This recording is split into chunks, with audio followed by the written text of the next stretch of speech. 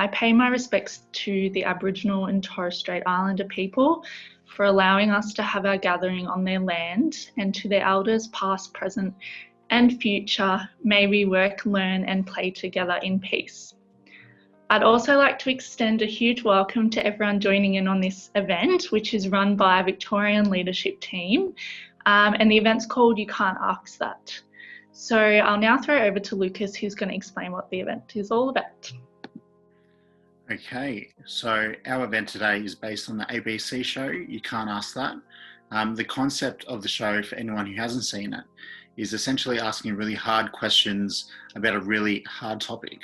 The questions aren't ones that you just generally ask a stranger or maybe not even your best mate. Therefore, this format is aimed at putting the awkwardness aside and just asking the burning questions without any judgment or any in any sense of the word. Generally, these questions are asked anonymously by audience who sort of send questions in. However, we have focused our questions today to cover some of the toughest questions that might be asked about these topics. So we hope that we're going to be asking each other these questions as leaders. So we hope that we cover any questions that you guys might have as well, covering the very different experiences that our members have. Due to this format, us as event holders will be asking each other the questions as I mentioned, and we'll be open, honest and vulnerable with sharing our own experiences. To answer these questions, some of what we speak about today may be the first time any of us have spoken about these things in such a large sort of audience. They're really intimate thoughts, feelings and life events. Therefore, we will not be able to answer questions from you as an audience today. However, we hope that the questions we do have cover a lot of what you would want to ask anyway.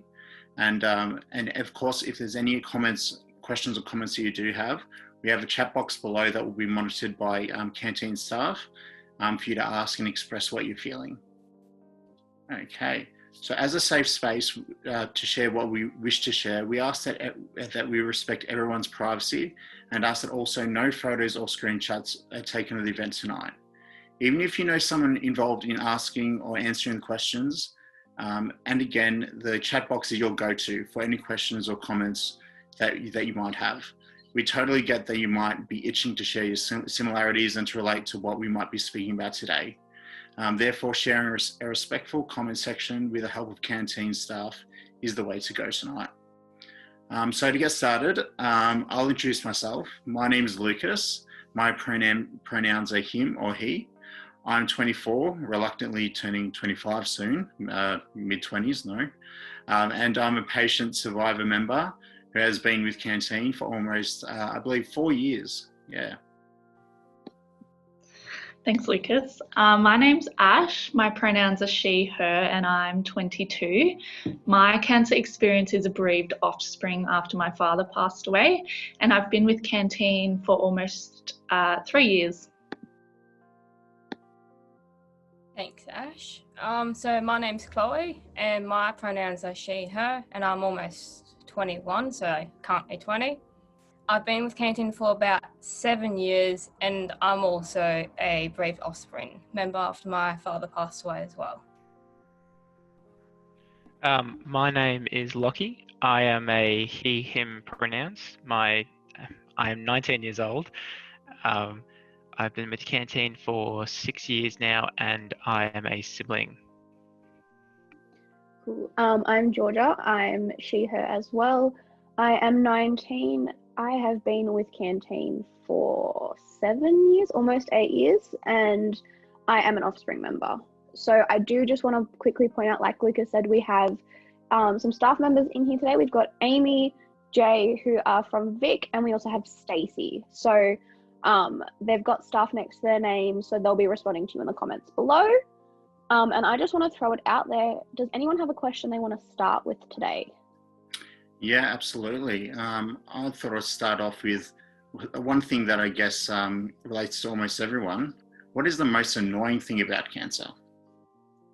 I'll jump in on this one.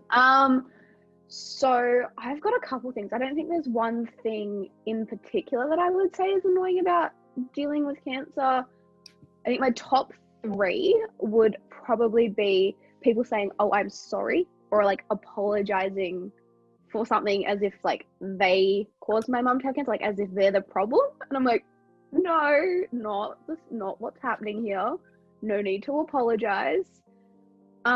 People treating me like I'm really delicate as well. Like obviously cancer is a big thing and it can be scary and it can be like a big deal, but it doesn't mean I'm like, if you say the wrong thing, I'm gonna like burst out and like react. Or people trying to fix and save like everything. Like if I'm like, oh, this thing's hard, people jumping in to try to like fix and save me. Lockie, what do you think? I think personally for me, probably the long-lasting effects. I think I know a lot of people think that when someone has cancer, they just lose their hair, but it doesn't really compare to what comes afterwards. I don't think my life has been the same since I was a child because of cancer. I think most of my friends think that just because it happened a long time ago, it doesn't really affect me as much now, but it still affects my family every day. People don't really see what my brother has to go through every day with like different types of physio and therapy and his relationships and the way that it affects our family like 18 years on. People kind of just see it as it happens, it's solved, no problems afterwards. So I think the long lasting effects definitely affect my family quite a bit. That's a good point. I didn't really think about that one. Yeah, I think that it's just, you go Ash, it's all right. So thanks Georgia and Lockie for answering the questions so honestly and kickstarting our questionnaire. I can definitely relate to your question, Georgia. So the next question I'd like to ask is, how do you cope with people trying to fix or save you? Yeah, I'll jump in. I always see it as them caring about you and trying to help you what they think's the right thing to do. But I think the best way of coping with it is realizing what they're trying to do and like appreciate it basically. And if you think they are going a little too far, because sometimes they do, and without realizing, you just tell them about it, and let them know that you don't need to be fixed or saved and you are fine the way you are. I always was thinking to myself when it was happening to me, when I was going through it all, I would always think like, I'm not broken and I'm not needing to be fixed when I'm like upset. I'm just having a moment, because that's what it all can be like when you're experiencing cancer and when you're grieving. And it's like, just give me a few moments and I'll be back to normal. And I can be happy and sad at the same time, which is perfectly normal. But the way I used to cope with it was explain to these people what's going on, how you're feeling. But that obviously does depend on the person who you're speaking to. And if it's someone you don't really know, you just appreciate it and move on. But if it's someone you're close to, like a family or friend, you just let them know and give them the details and what you prefer. But still mention that you appreciate their effort of trying to help you and showing that they're caring. And when I look back on it now, it's good to know that people were caring about you when you're going through a lot. Yeah, no, I'd have to agree with that. I think in a lot of cases, kind of just letting them be what they think is helpful.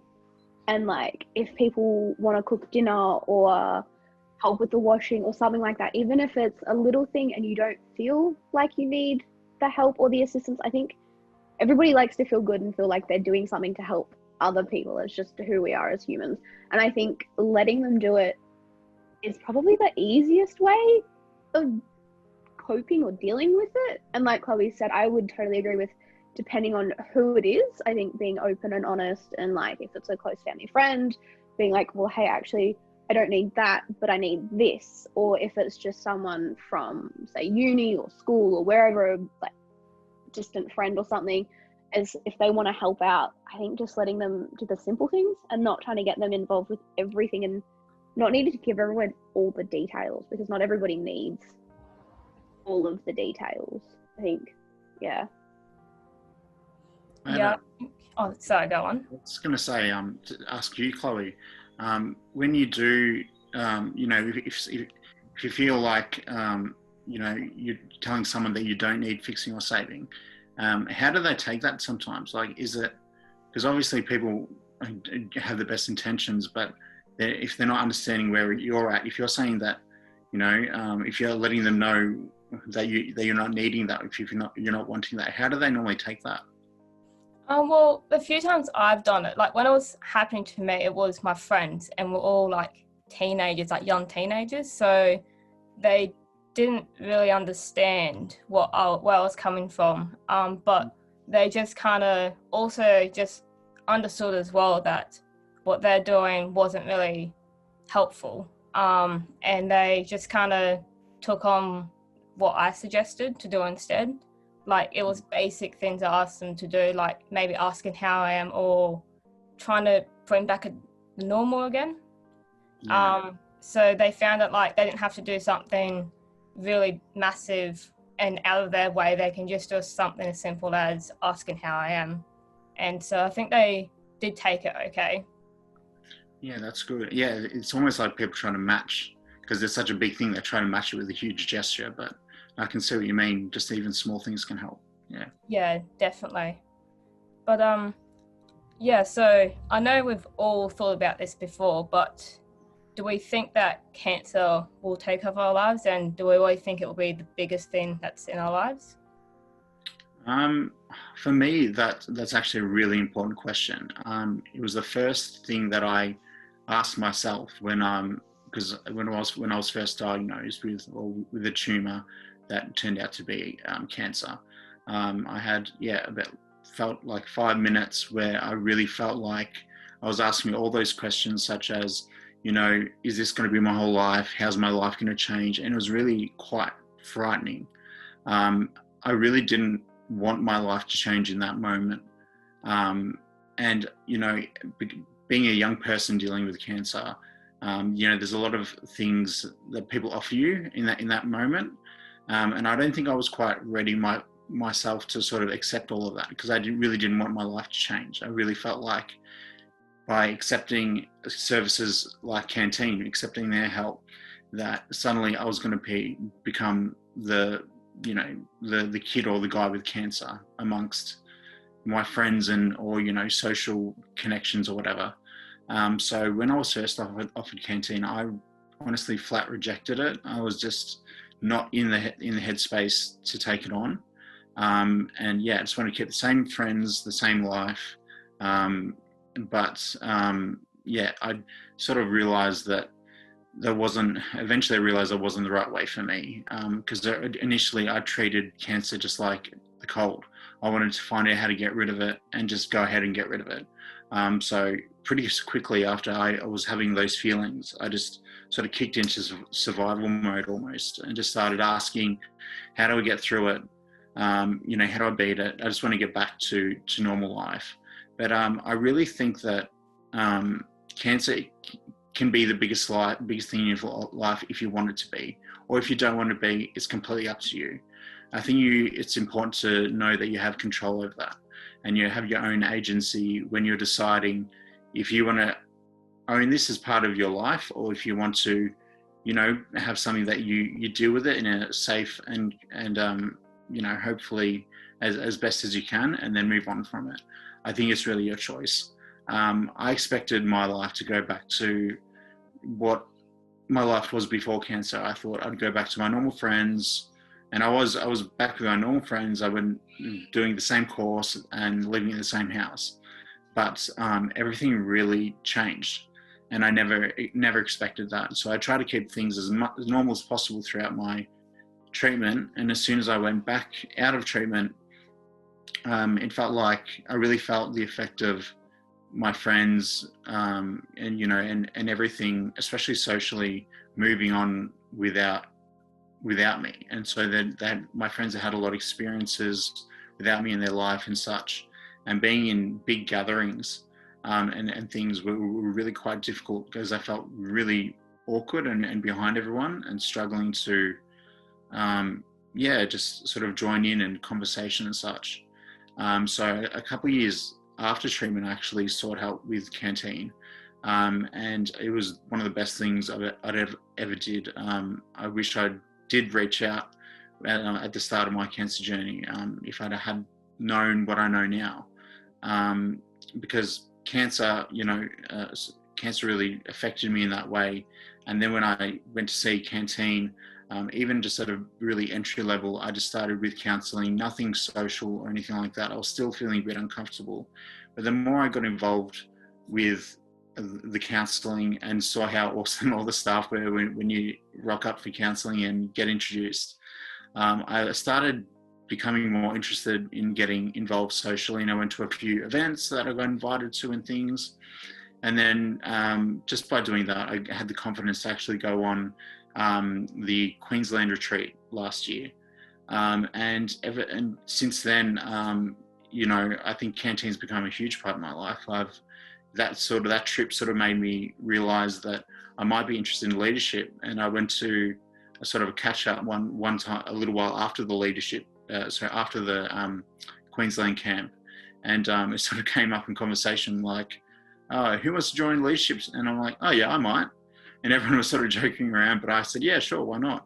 And ever since, I've been getting more and more involved, and I see that as actually me owning my cancer journey and actually having cancer as quite a big part of my life now. I never thought I would want it to be, but all I would say is, if you want it to be, make it. If you don't, I can totally relate to that as well. But if you do want to, sort of go on, especially with Canteen and with leadership, it's fantastic that you're already linked in already with Canteen, everyone here. But if you do want to go further with Canteen, I'd 100% recommend it. You get so supported, and you get to do a lot of really cool things.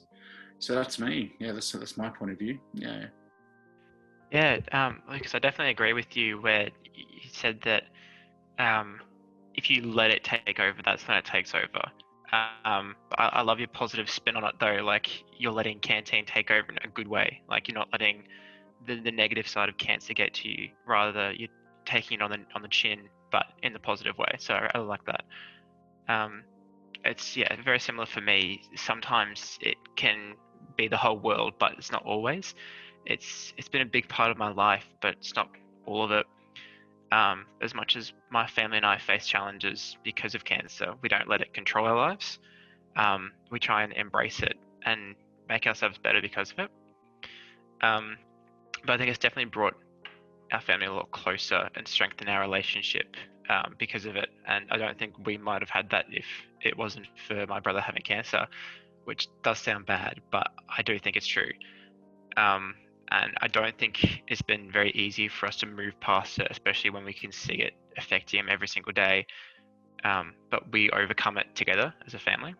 And because of his chemo, he has very little control over his anger and finds it really hard to express emotion, but we have to work together with him, and it's an everyday thing. So it does take up quite a bit of our time, but like what Lucas said, you have to make it positive. You can't just let it be negative. When my brother has little wins, it just makes you so happy to see that he's overcoming it, and he's not letting cancer be his whole life, so I shouldn't let it be my whole life either. That's just me though. No, I totally agree with both of you. Lucas, you touched on quite a bit on friends and the connections and people moving forward and finding it awkward to be in those same kind of social groups and things like that.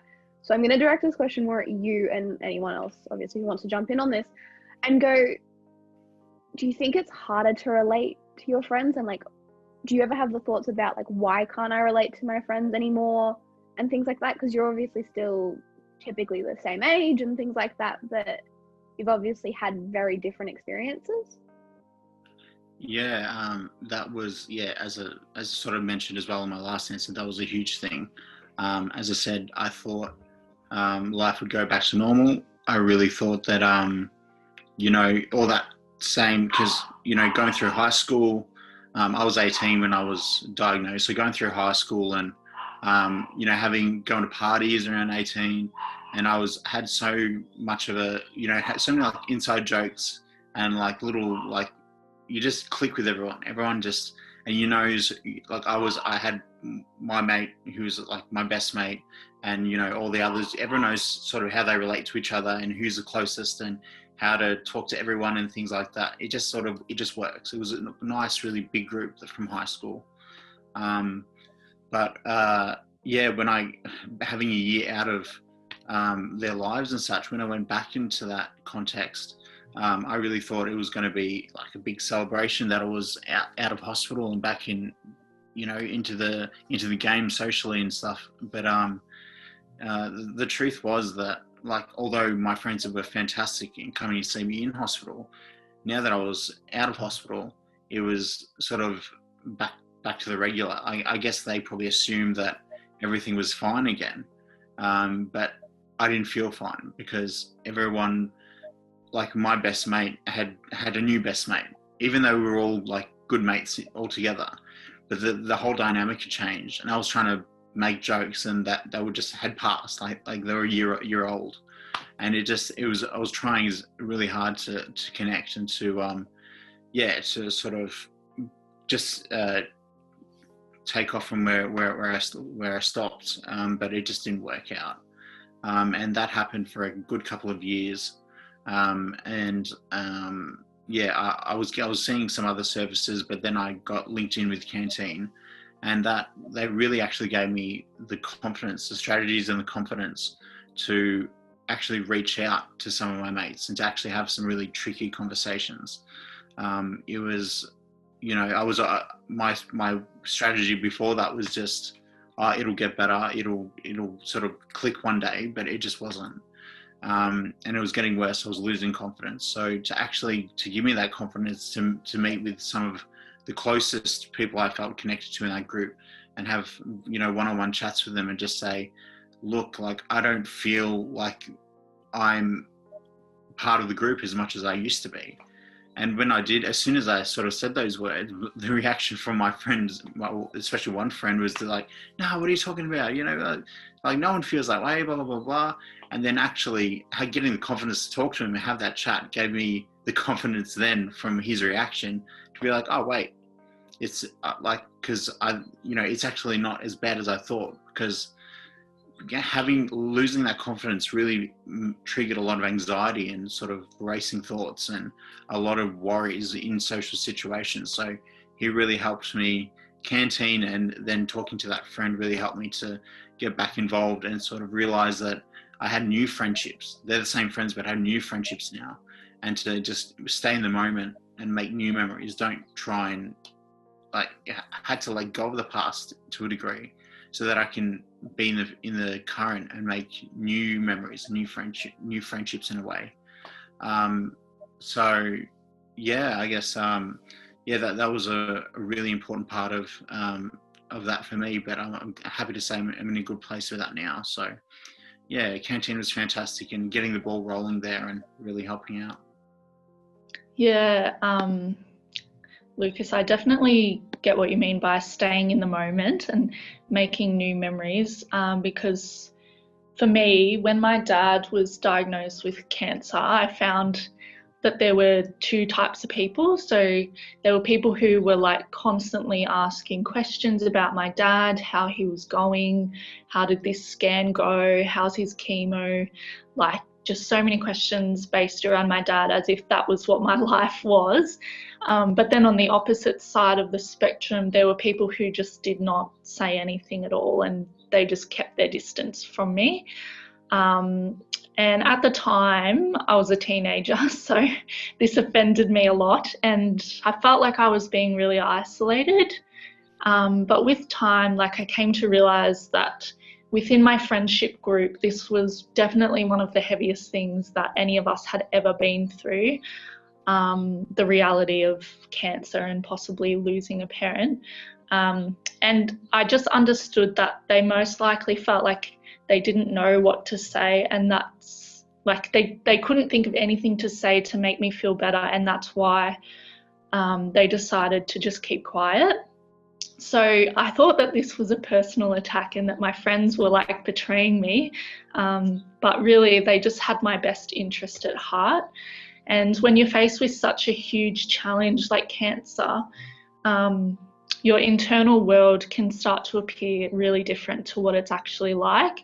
And like my mind just plays tricks on me, and yeah, it's just such a huge thing to grasp. So I just tried not to get too caught up or like offended by what others around me were doing with their time, and I just focused on being present and just spending time with my dad, like while I still could, and just not getting caught up in the drama, and just only speaking really with like a close 1 or 2 people in my life that I knew I could really trust, to be vulnerable around. And for me, that was my boyfriend and my older sister. So I'm really lucky that I had them there. Yeah. I can see the similarities and how much our minds sort of play with us in that situation, how it like we feel uncomfortable and our mind just makes things so much worse. So I think it's I think it's important to be kind to ourselves, and to to try and I guess identify what's, when you can, what's real and what's what's making us worried. Yeah, definitely. Hey Ash, going off what you said about people not knowing what to say, why do you think people find it so hard when you talk about your experiences? You lost them, when you lost them, and not people you're talking to. Yeah, I think through a lot of reflection and just like looking back on what I was like back then and sort of what was going on in my life, I just have learnt that people who have experienced a large loss of or form of grief in their life, people who haven't experienced a large loss or form of grief in their life will often become stuck for words, as I said earlier, or unsure how to approach us after our loss. So when my dad passed away, I was already really heavily involved with Canteen, luckily. So from talking to some of the bereaved members already at camps and meetups, I understood from them telling me the importance of talking about your loved one after they pass away and trying to keep their spirit alive and really trying to like hold a connection to them. So I guess my friends from Canteen really role modeled that to me before I'd even experienced my loss. So it's in really safe hands. But other people in my family just didn't really want to say my dad's name, and it was all just really hard for them. I learned really quickly that people show their grief in different ways, and it's very diverse and there's no right or wrong way. And I just tried to find comfort in members of my family who were on the same page as me and sort of trying to figure out who was grieving on the same page as me. And other than that, I just tried to create my own little traditions and ways to connect with my dad. And I felt like that was going to help me on my grief journey. And I just learned that I don't need to talk about my dad to other people for me to be able to hold a strong connection with him and him remain a big part of my life. Like I can do that with myself. And I guess that's definitely. Yeah, I definitely agree with what you've said, and like having like holding your own little tradition for your dad, and it could be doing something little. Like I definitely do the same thing for my dad as well. Like even like on Father's Day or his birthday or something, or just a random day that I'm missing him, I would just go down to Donut King and pick up a donut and a milkshake that he used to get. So it's doing like little things like that. But with the question, when I lost my dad, it felt like people who knew him or knew of him stopped talking about it instantly. But I was also 13 when I lost him. So I've got all my friends, all these like younger people who hasn't experienced loss before. And I think at the time they thought if they avoided talking about my dad, it would keep me stable, which they were probably right at the time. I didn't know how I was going to react. I'm not sure if they did mention him, if I would break down all the time or if I would be perfectly fine. But it did get to me when I'd hear my own friends talk about their own dads and like what they did over the weekend with their dads. And I'd sit there like, well, no, I didn't go fishing with my dad over the weekend or didn't go down to the beach. So when I would mention my dad to join in on the conversations, they would look at me awkwardly or sad, and it's like, all right, cool. So I shouldn't be mentioning my dad. That's how it felt like sometimes. But yeah, with like new people not knowing about my dad at all, not knowing he's passed away, they might ask about, it's usually happened so often, especially since I've moved down to Melbourne and gone to uni, they instantly get asking about what's happened to my dad, or because I would mention my mum a lot, like talking to my mum, and yeah, when they'll ask about, oh, what about your dad? You don't speak to your dad often. I'll tell them about what has happened and explains why I haven't spoken to my dad spoken about him a lot. And they instantly get asking about it, and they feel sorry for me and they apologise. And everyone's got the exact same reaction to it. And I have found it very funny over the years when they do ask me, because I start laughing because I know how they're going to react, because everyone's got the same reaction. But it's like, it's things like that. And even, I think it was last year at uni, it was Father's Day weekend coming up, and a friend of mine asked what I was planning to do over the weekend for Father's Day.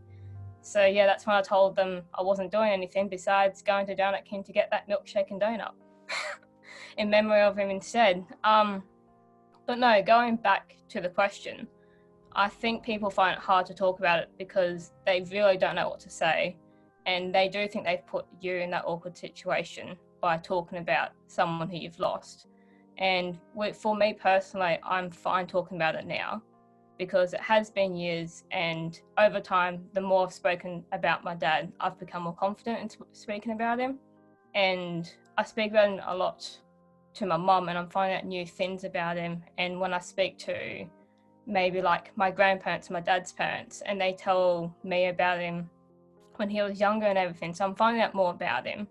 But it's also nice to still talk about the person you've lost without fearing you're going to be upsetting someone else who hasn't lost that person, because we should still be allowed to talk about these people without fearing another person finds it hard to talk about. Yeah, definitely. I definitely relate to like just wanting to laugh. I'm the same, and I feel like sometimes I tell people my story in just like such a monotone because I've told it so many times. It's almost like I'm like reading it out of a book, like I'm telling someone else's story, because there's no emotion behind it. Yep. And people are like, "Wow, you're so strong," and I'm just like, I've said it 100 times. Yeah, it's definitely like that. Like, I remember the first time me telling, I think it was a teacher, and I couldn't say it. And now I tell people, I'm like, oh yeah, it's happened. Yeah. Like, that's what happened. It's definitely, yeah. It is funny though. I feel a little bit guilty, Chloe, about, because I feel like I was definitely one of those people who would always say, "Oh, I'm so sorry," and hearing, like, you know, listening to your story, and, you know, and what you think about on that topic. I've actually recently been, I had one of those situations where I had to talk to someone who had lost someone, and I actually held myself back from saying, "I'm so sorry," because I thought, wait, Chloe said, and then I tried to more go on the, yeah, you know, like, I think, what did I do instead? Instead, I just tried to,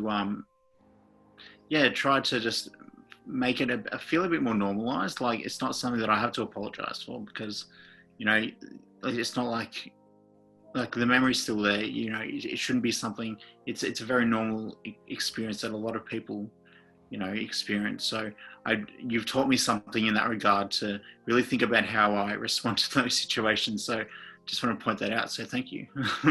Well, I mean, like, even when a friend of mine, she'd messaged me because her mum was very sick and basically was going to be passed away in the next couple of days.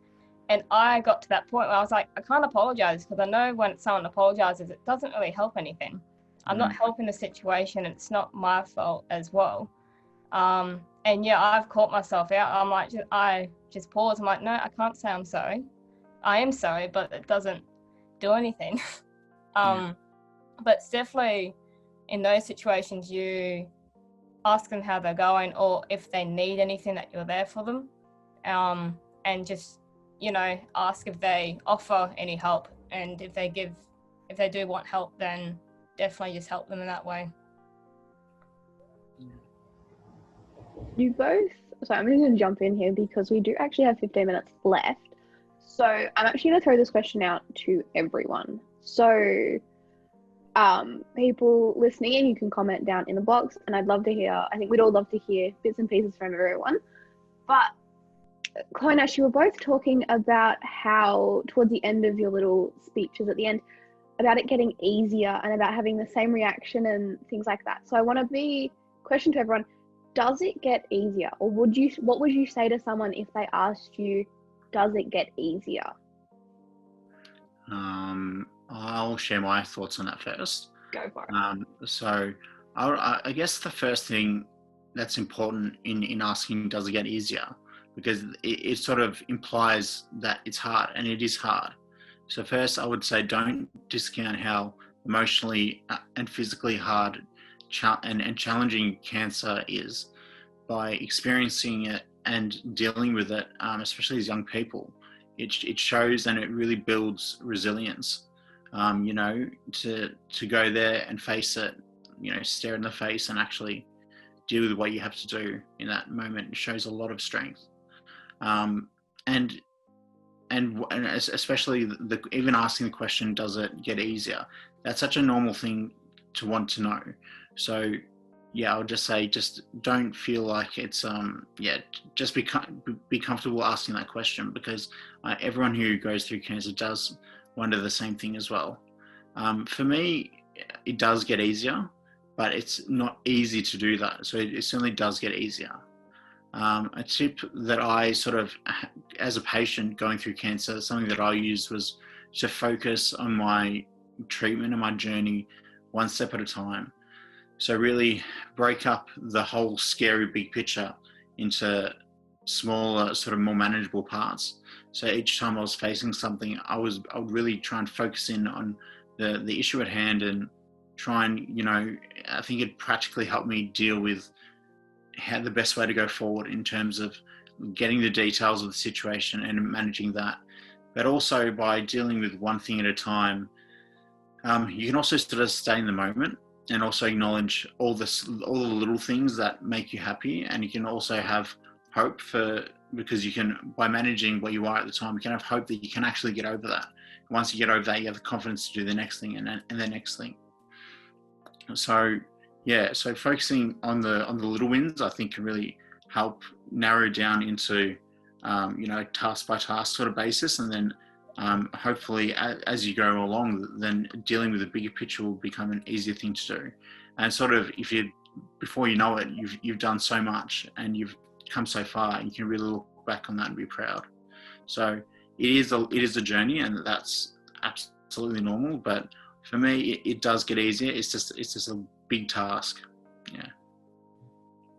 Yeah, I love that. And I love using the word journey as well.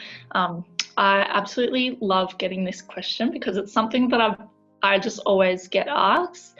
So I've had a lot of time to reflect on whether or not I think it's true.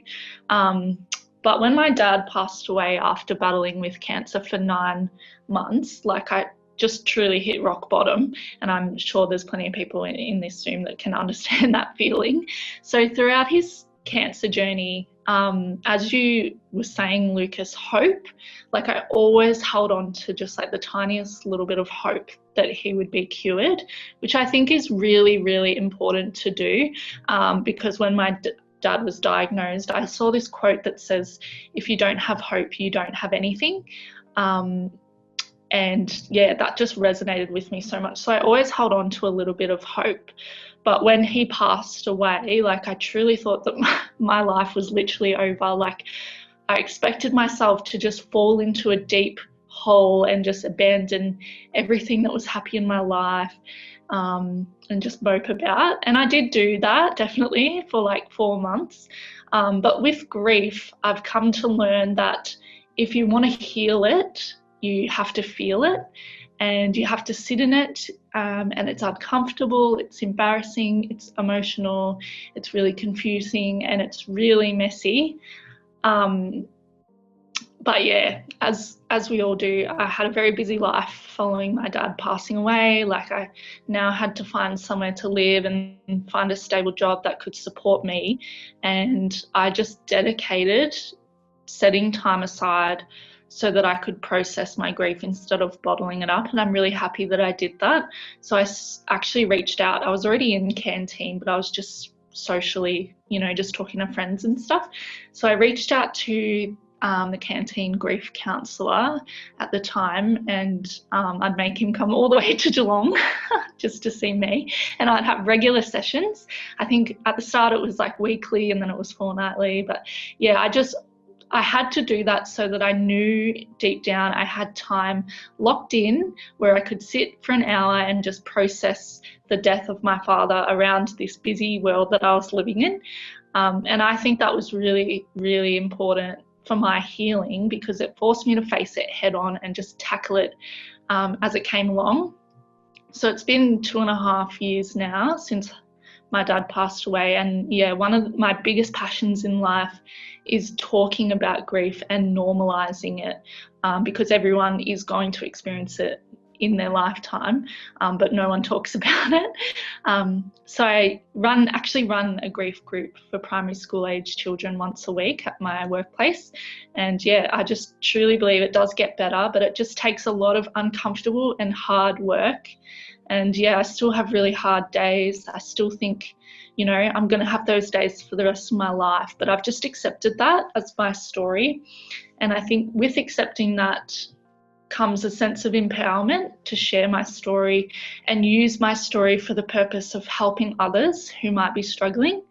And one of my favourite quotes that I always fall back on when it comes to grief and just like life in general, and yeah, I always share it with people who are experiencing grief, is it hurts until it doesn't. And I think that goes on what you were saying, Lucas, is take it day by day and just tackle it each day as it comes. And, it will hurt until one day it just doesn't. And yeah, that's my take on that question. I think for me personally, it does get easier, but I have quite a different case to most other people. My brother was diagnosed before I was born, so I've very much lived with cancer all of my life. I've never known a life without it. So I never went through the diagnosis process, and I wasn't there when my parents were buying a coffin for my brother, so I never had to deal with that aspect. But I see the stares that my brother gets on the street, and I think that will forever annoy me. People seeing that he has a limp and looking at him and judging him off that, I think that'll be a problem for me until I die. But I think it's a lot easier with time for us to deal with that. And we'll never be able to just forget that my brother's had cancer, but we've learned to live with it, and that's all we can really do. If you let it eat you up every day, it's going to destroy you. But you have to work through it together with your family and with your friends as well, and just not let it take over your life. Yeah, I can relate to everything what everyone has said so far, but especially Ash, since we've gone to a very familiar experience. But for me, I do think it does get easier, but at the same time, it feels like it isn't getting easier. It's almost been 7 years since my dad's passed away, and it does feel like when I do think about, like, as each day goes on, it's another day further from my dad being alive. And I personally found the first year without him was really tough, because it was just the first of everything without him being around. Like, it could have been just a random day, but it was the first day of that day without him being here. But then I felt like when it was a year after he passed, things got easier, because I didn't care about a random date so much anymore. I didn't wake up every day thinking of that. So I found the first year was definitely the toughest, but after that it really did get easier. But I still have the random hard days, and I'm still grieving and still get the difficult days. but I'm still sharing the stories about my dad. And like I said before, I still speak about my dad to my mum quite often. Like, I feel like probably almost every day, or at least once a week, just to kind of keep him alive in a way. But yeah, with like the other day, my mum linked me to this like Twitter thread about someone explaining what grief is like. And it was called like the ball in the box. And I've never heard of it before until my mum sent me this. But it's basically like a ball in a box with like a pain button, and the pain button is grief. And at the start of a loss, if you move this box with the ball in it, the ball will hit this button. But over time, the ball does get smaller and hits the button a lot less, meaning that you can start living life a bit normally, but the ball still hits the pain button when you don't expect it. And those are your bad days or your bad moments. But yeah, probably the best way to describe if it gets easier, because it does, but yeah, you still have your really bad days. Cool. I'm gonna jump in on this last one. I think I relate more to Lockie, but even then, my story is a little bit different. So, at the time when Mum was diagnosed with cancer, my brother was 2, or just under 2, and he had his own health things, and he was in the hospital. And I think at that time we had a social worker. I was graduating primary school. It was all just a hot mess. And so I think being linked in with Canteen and having the connections, the friendships, the relationships and stuff through Canteen is probably what helped it get easier over time. And I'm fortunate enough that Mum's now in remission. And so I think once you pass that milestone and you've gone like the 1 year clearance, the 2 year clearance, if you're in the same kind of position as myself, I think that is kind of what gets easier. But you also make the friends, like the patient friends and stuff like that, and you do sometimes lose them, and it is just as hard, because the connections that you've made with the people who get it and the people who understand and know don't say how are you when, or like I'm so sorry, like Lucas and Chloe were talking about earlier, because it's just a silly question. Like, I think over time, time kind of doesn't heal everything, but I think you learn coping strategies and ways to deal with certain situations. Like Chloe and Ash, obviously, we all have our bad days, and I think there's different things that we can do on those bad days. Like Chloe said, get the donut and milkshake on a day when, in particular, when she's missing her dad, if that's something that we can focus on. I think focusing on the little good things to push through the bad days make it easier over time. And it won't necessarily be easier to deal with, because it's a shitty situation. But I think with Canteen and friends and connections and stuff,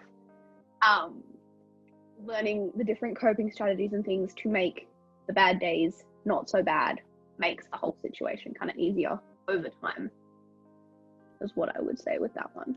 But yeah. Just quickly, I wanted to say as well, yeah, with my experience with Canteen has given me so many strategies and so many little tips and tricks to help with the bad days, and they still come.